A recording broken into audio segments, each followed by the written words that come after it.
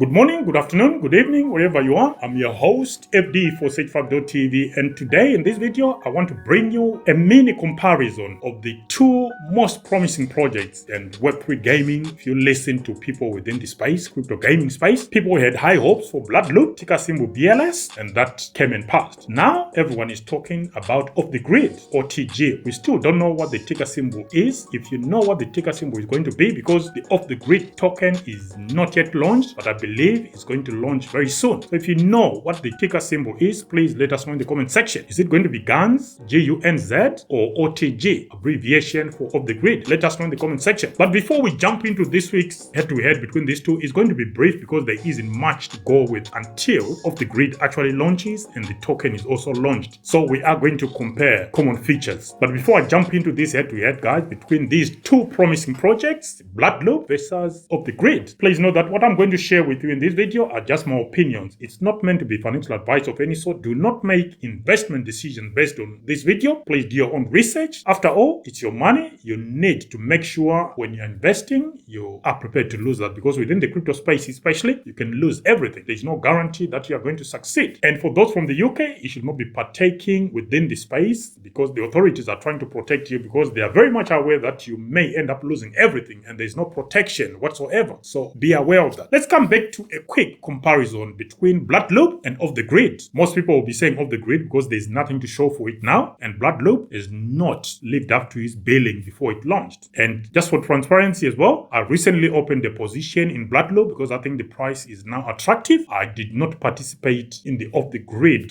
ICOs or early investments. So if I think Off the Grid is an interesting project and I like the token, I will have to go in like everyone else, unfortunately. But I tend to try and stay away from individual games. Bloodloop, I thought it was competitively priced at current prices. I went in around 10 cents. So we'll wait and see what the bull run is going to bring when we reach the top. Again, pay attention to our position. We sincerely believe on this channel that the current cycle is likely, not obviously, but likely to end Q2 of 2025, give or take a couple of months each side. Okay, if it stretches beyond, great, we can have more fun, but there's also a chance that it might end early. Always be prepared for all eventualities. So let's come back to the head-to-head where we are going to be looking at Bloodloop and Off the Grid. Let's look at the game design between these two. So Bloodloop is a person-to-person hero shooter leveraging Web3 technology, specifically built on Avalanche subnet. Its gameplay focuses on competitive person-to-person action with a strong emphasis on team synergies and character-specific abilities. Players collect in-game materials and NFTs, which can be crafted into unique items and traded among players. The economic backbone is centered around blockchain-based ownership, where players earn rewards and NFTs after each match. So that's a brief description of what Bloodloop is. Now, onto Off the Grid. This is a battle royale set in a dystopian cyberpunk world. Developed by Gunzilla games, it is also built on an Avalanche subnet featuring intense combat combined with a 60-hour narrative campaign. The game boasts high customization with 3D scanned weapons and cyber limbs, allowing players to collect and trade in-game NFTs. NFT ownership and digital asset play a key role, much like Bloodloop, but Off the Grid also emphasizes an ongoing storyline shaped by players' decisions. Now, one of the key features, especially in gaming, that determines whether a game has got a chance, because you're not just competing with Web3 games, that is games within the crypto space and on the blockchain, but you're also competing with Web2 games, which we call conventional games or traditional games. So let's look at the investment history, because that also has an influence in how much success a game can have, especially Web3. Money talks, right? So let's start with Bloodloop's investment history. Bloodloop raised 4 million in seed funding, so paltry in Web3 terms and crypto terms. So 4 million in seed funding, supported by well-known investors such as the Avalanche Foundation and Merit Circle, now known as BIM. With over 350,000 registered users anticipating the game, the funding supports further development and scaling. On the other end, Off the Grid raised a substantial 46 million to redefine the battle royale genre and create a player-driven economy within its ecosystem. This larger investment reflects the ambition behind its AAA production quality, with backing from major investors and partnerships. It is also worth noting that the team behind Off the Grid, I think, is Gunzilla. They also raised another lump sum. I think it was 40 or 50 million recently. I think it was around March or April this year. So So that's something to pay attention to. I don't know whether it was for Off the Grid or for a different game, but they raised another bunch of money recently or a few months back. So that's on investment history. Now, blockchain integration and tokenomics. Both games utilize Avalanche subnets, offering seamless, feeless transaction. Bloodloop employs the BLS token, which is ticker symbol for Bloodloop, for rewards, leaderboards, and in-game purchases. Meanwhile, Off the Grid features the GUNZ token. Like I said, I'm calling it GUNZ. Is it GUNZ? Let us know. GUNZ or Z, like some people call it, which enables asset trading and upgrades as well as cross-game interoperability. But please also know that this token is not launched yet, so be careful. You don't want to buy a dud of a token. You'll be rugged. You'll lose your money. Now, let's look at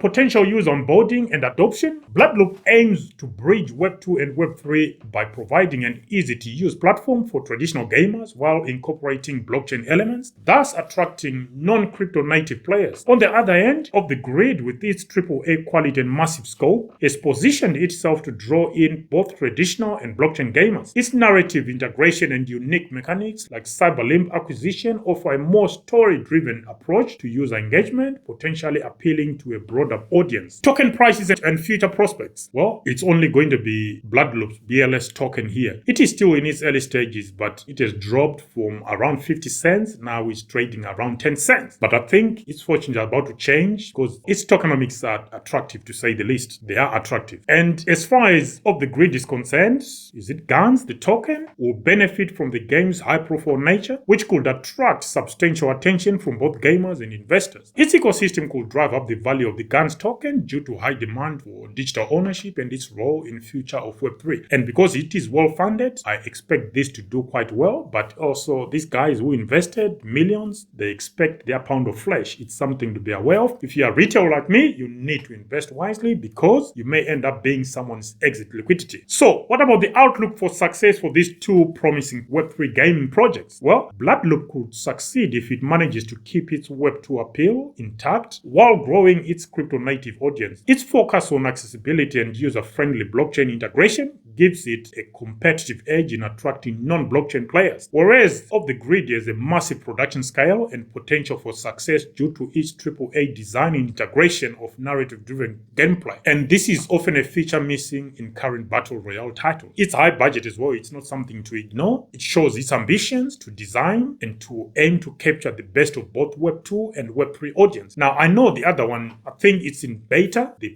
gameplay for Off the Grid, but if you have been lucky enough to be selected or to participate in this initial gameplay for Off the Grid, let us know what you think, guys. And based on that, do you think, we're going to call it the GUNZ token, GUNZ, do you think that token is going to succeed? By succeeding, you know what we mean here. It's number up. That's what we mean as retail investors. Let us know what you think. I honestly think Bloodloop, if given a chance and we get gaming narrative return, Bloodloop will do wonderfully well. Well, I would say that now that I've got a position in Bloodloop, but I also want to nibble or to open a tiny position in Off the Grid just to see for comparison purposes. Anyway, guys, that's it on this inconclusive comparison between Bloodloop and Off the Grid, because there are still some aspects of one of the projects or both projects that we are waiting for until we do a full comparison video. For now, this should be it. Until the next one, guys, it's FD for Sage5.tv signing out for now. Bye.